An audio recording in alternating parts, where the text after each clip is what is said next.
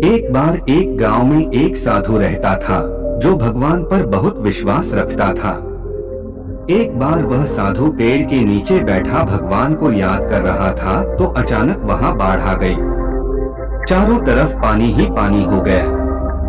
सब लोग अपने आप को डूब बचने के लिए ऊपर पहाड़ की तरफ भागने लगे। तभी एक आदमी ने देखा कि इस हालत में भी साधु जी भगवान की तपस्या कर रहे हैं। उसने सोचा कि यह अपने आप को बचने के लिए कहीं जा क्यों नहीं रहे हैं। आदमी ने उस साधु से बोला, अरे गुरुवर, आप कहीं जा क्यों नहीं रहे हो?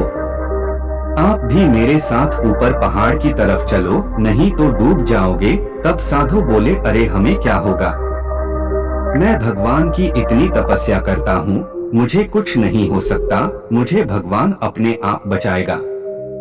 धीरे धीरे पानी साधु के कमर तक आ गया। अब लोग वहां से नाव लेकर निकलने लगे तो उनमें से एक ने साधु से कहा, अरे महाराज, पानी आपके कमर तक आ गया है, आप हमारे साथ चलो वरना डूब जाओगे। साधु ने कहा, नहीं नहीं, भगवान मुझे अपने आप बचाएगा। और वह नाव वाला भी वहां से निकल गया।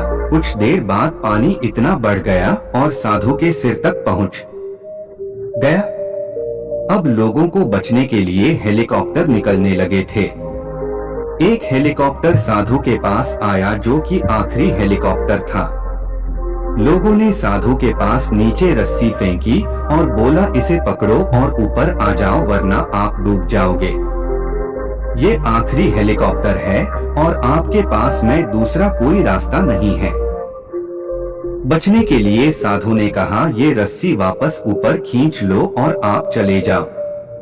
मुझे भगवान के ऊपर पूरा भरोसा है, वह मुझे बचा लेगा। पानी काफी ऊपर आ गया, पेड़ डूब गया और साधु की डूबने से मौत हो गई। मरने के बाद साधु भगवान के पास गया और बोला, हे भगवान, मैंने पूरी जिंदगी आपकी तपस्या की, मेरा सारा जीवन आपकी आराधना करने में लगा दिया, फिर भी इतने भरोसे के साथ इंतजार किया कि तुम मुझे बचने आओगे, लेकिन वहां मेरी डूबकर मौत हो गई और तुम नहीं आए, ऐसा क्यों? भगवान बोले, मूर्ख इंसान, एक नहीं 3 बार आया था, वो तीनों बार में ही तो था।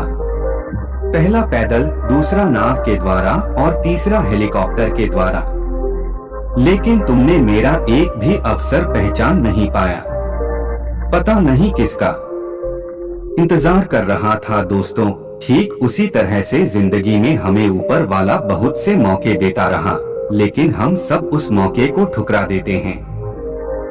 पता नहीं किस चीज का इंतजार कर रहे होते हैं कि वह होगा तभी मैं करूंगा, और इस बात पर अड़े रहने से एक वक्त के बाद वो मौका हाथ से निकल जाता है और हम कुछ नहीं कर पाते। तो किसी भी अच्छे समय का इंतजार मत करो।